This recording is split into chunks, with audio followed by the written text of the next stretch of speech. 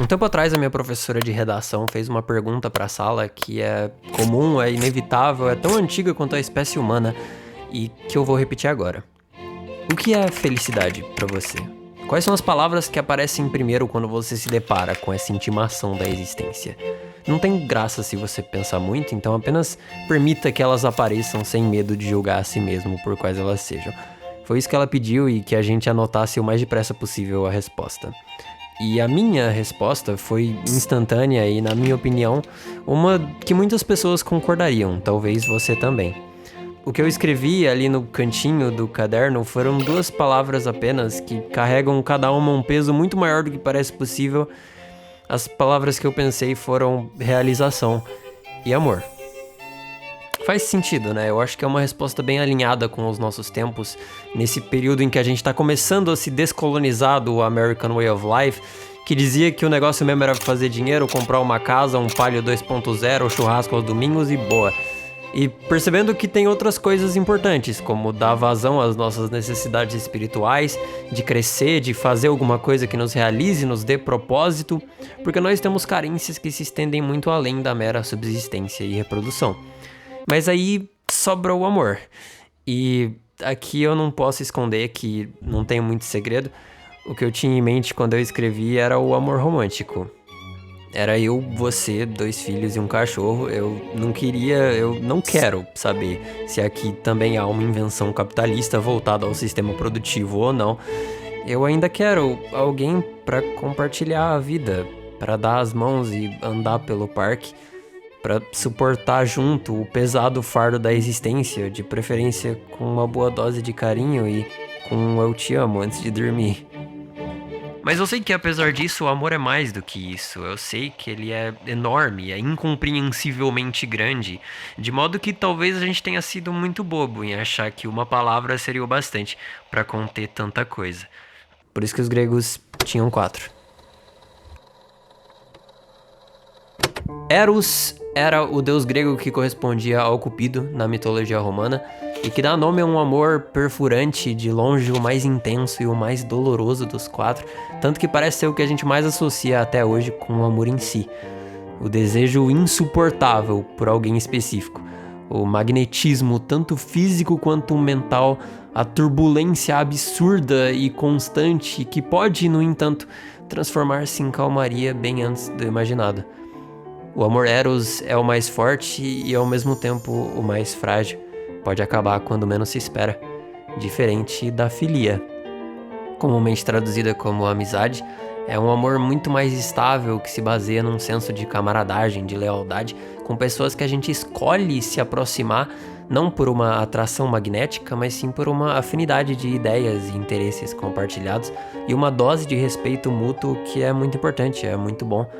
Assim como Storge, um amor instintivo e incondicional que a gente sente pela família e por aqueles amigos que se tornam família. Esse aqui é um sentimento muito mais silencioso, às vezes silencioso demais, tanto que a gente se arrepende quando já é tarde. Mas é o mais estável entre os 3, muito porque não busca nada em troca, ele não liga pra aparência, nem pra interesses comuns, nem nada. Você pode passar o ano inteiro sem falar com a sua mãe, que ela ainda vai literalmente dar a vida por você.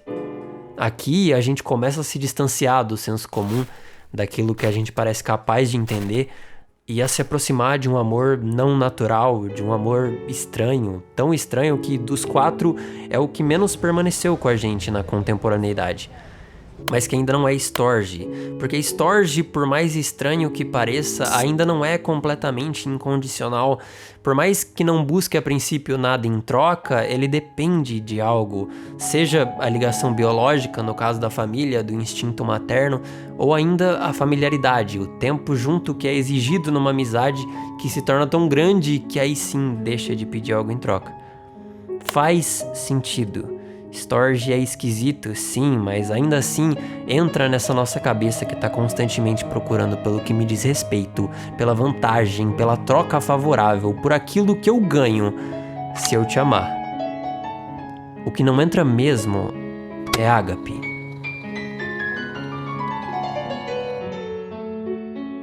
Ágape é descrito como um amor caridoso, um amor altruísta e verdadeiramente incondicional. Um amor que se estende a todos, a qualquer um. Aqui há, sim, pela primeira vez, um amor que não pede nada do objeto amado. Ele não precisa ser atraente, não precisa ser interessante pra mim, nem mesmo familiar. Ele precisa ser. Isso é o suficiente. Eis aqui o incômodo. Eis aqui a incompreensão. Como posso amar alguém que simplesmente é, que nada faz além de ser, que não supre aqui em mim uma necessidade de afeto, de apego, de suporte, uma das minhas infinitas carências? Tolice, perda de tempo, eu diria. Bom, mas a resposta é porque não é sobre mim, essa coisa de amor. Nunca foi, nunca será.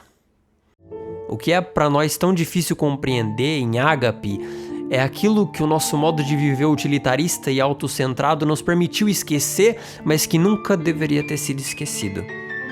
Que viver é algo que se faz junto. Que nós vivemos em conjunto não porque não temos escolha, mas porque é a melhor escolha. Que eu, enquanto indivíduo, não importo, não existo enquanto não estiver com você. E que o amor nunca foi sobre o que eu preciso, nunca foi um sentimento nascido egoisticamente de uma carência, e sempre foi uma ação, uma decisão. Sempre foi sobre você. Para os gregos, ágape era um amor inatingível para nós, algo exclusivo dos deuses que, na sua misericórdia, na sua grandiosidade, nos permitiam caridosamente existir. Uma ideia que se preservou muito no cristianismo. Nisto consiste o amor, diz João na Bíblia. Não em que nós tenhamos amado a Deus, mas em que Ele nos amou. Ele, perfeito, supremo, infinito, desprovido de qualquer carência possível, ainda assim decidiu criar e amar. O amor divino nasce justamente do contrário da necessidade e da carência, nasce da abundância. E, portanto, nunca poderia ser voltado a si, ele que nada precisa, mas sempre pro outro, sempre pra você. É sempre o que eu posso dar, nunca o que eu preciso receber. Eis aqui o verdadeiro amor. E eu não entendo como posso ter me esquecido disso.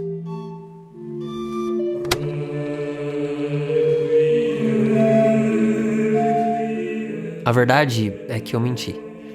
Por mais que o capitalismo e o utilitarismo tudo tenha agido como uma força que amplificasse a concepção do indivíduo como centro da vida humana, em vez das relações com o outro, com o próximo, o verdadeiro motivo do ágape ser para nós algo tão distante e tão difícil quando deveria ser tão fácil, permanece um mistério. Há quem diga que essa foi a nossa punição, muito tempo atrás, por ter desobedecido às ordens de Deus e cometido o primeiro pecado, que teria nos transformado nessas criaturas carentes, patéticas, que, portanto, não conseguem se relacionar com o mundo e com os outros de uma forma que não seja para usá-los como um meio de suprir essas carências infinitas.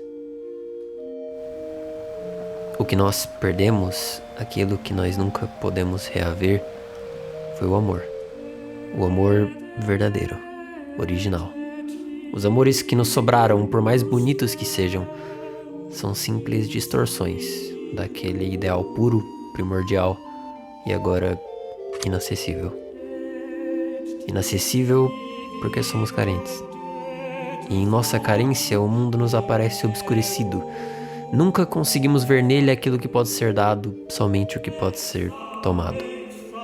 Ela nos cega, nos incapacita de ver a verdade e nos prende a uma existência que só busca, que só toma, que só destrói e que parece encontrar na morte o único momento de completude, o único momento em que o homem finalmente de nada precisa e nada mais quer.